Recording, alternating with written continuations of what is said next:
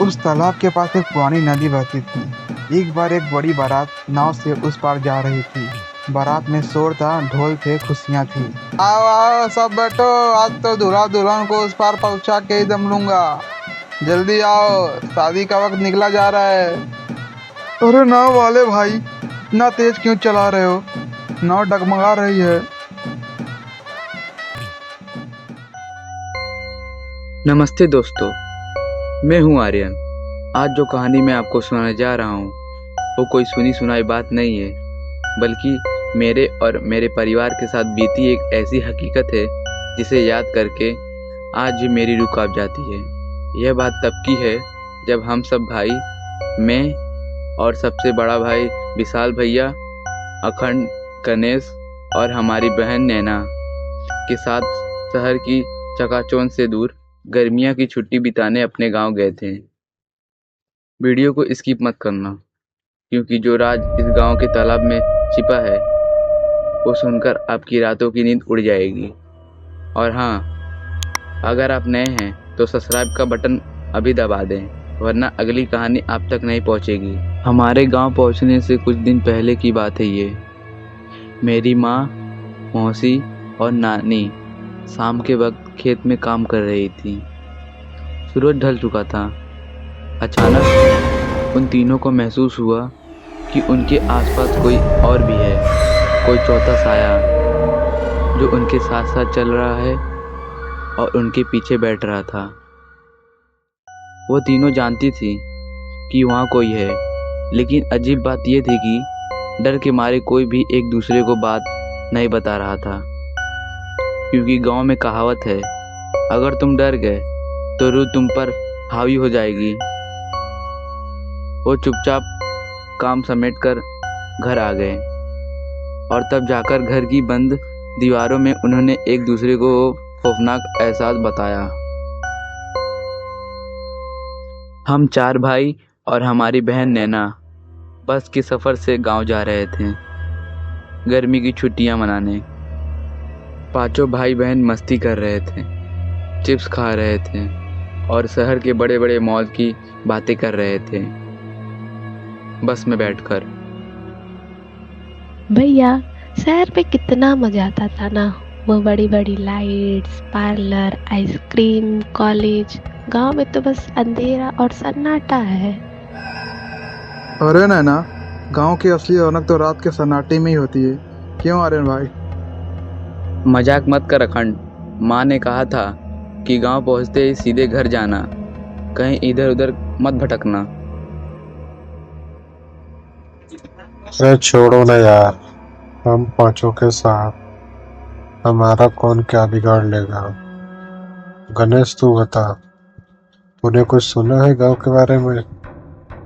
सुना तो बहुत है, पर देखने का हिम्मत कभी नहीं हुई। कहते हैं यहाँ की जमीन जितना उपजाऊ है, यहाँ की हवा उतनी ही जहरीली है। हम बस स्टॉप पर पहुंचते हैं। बस स्टॉप पर हमारा मामा का लड़का टिल्लू भैया इंतजार कर रहे थे। अरे भाई लोग, जल्दी उतरो, बस बहुत लेट हो गई है, सूरज ढलने वाला है। क्या हुआ टिल्लू भैया, इतना परेशान क्यों हो? हम तो अभी पहुंचे हैं। घर चलो, फिर बताऊंगा। यहाँ रुकना ठीक नहीं है। घर पर सब इंतजार कर रहे हैं। बस ये समझ लो कि गांव में माहौल ठीक नहीं है। हम सब पैदल गांव के रास्ते से घर पहुंचते हैं। घर के आंगन में नानी, मौसी और माँ कोने में बैठकर धीमी आवाज में बात कर रही थी। हम पांचों भाई बहन वहां पहुंचते हैं। आ गए तुम लोग, शुक्र है भगवान का। जल्दी दरवाजा बंद करो। नानी, क्या हुआ? आप लोग इतनी डरी हुई क्यों हैं? बेटा, हम लोग तीनों जन खेत में काम कर रहे थे। हमारी मौसी ने बोला, हाँ हम 3 ही थी, पर ऐसा एहसास हो रहा था कि हमारे पीछे कोई चौथा साया भी बैठा है। वो हमें देख रहा है, हमारी बातें सुन रहा है, पर जैसे ही हम मुड़ते वहाँ कोई नहीं होता। दोपहर में हम सब वहाँ गए, वहाँ क्या था पता लगाने। दोपहर में सब सामान्य था, लेकिन जैसे ही शाम ढली एक बूढ़ा आदमी हमारे पास आया। उसकी आंखें में एक अजीब सा खौफ था। उसने हमसे भोजपुरी में कहा, ए कुल्ले तालोगन, काहे अपन जान दे आइल बाड़ा, यहाँ से भाग जा। ए गांव के मनई राती के ना रुकेला है। क्यों बाबा, यहाँ क्या है? यहाँ बारात सजेले, पानी के नीचे से सहनाई बाजेले। जहाँ से आइल हवा वहाँ भाग जा, ना त ई तालाब तोहार चिता बना दी। हम सब डर गए और तुरंत घर वापस आ गए। लेकिन गणेश, उसके मन में अलग ही खलबली मची थी। उसने कहा कि भाई कुछ तो राज है, यहाँ हमें रात को जाकर देखना ही होगा। रात के सन्नाटे में हम चुपके से उसी खेत की तरफ बढ़े। जैसे जैसे हम उस पुरानी तालाब के पास पहुंच रहे थे, मुझे लगा जैसे कोई मुझे पुकार रहा है। हवा ठंडी हो गई थी। तभी दूर से नानी की चिल्लाने की आवाज आती है, आर्यन, अखंड, वापस आओ, जल्दी घर भागो। हम दौड़ते हुए घर पहुंचे। तब उन्होंने हमें उस गांव का सबसे बड़ा और खौफनाक रहस्य बताया। नानी ने हमें बताया, उस तालाब के पास एक पुरानी नदी बहती थी। एक बार एक बड़ी बारात नाव से उस पार जा रही थी। बारात में शोर था, ढोल थे, खुशियाँ थी।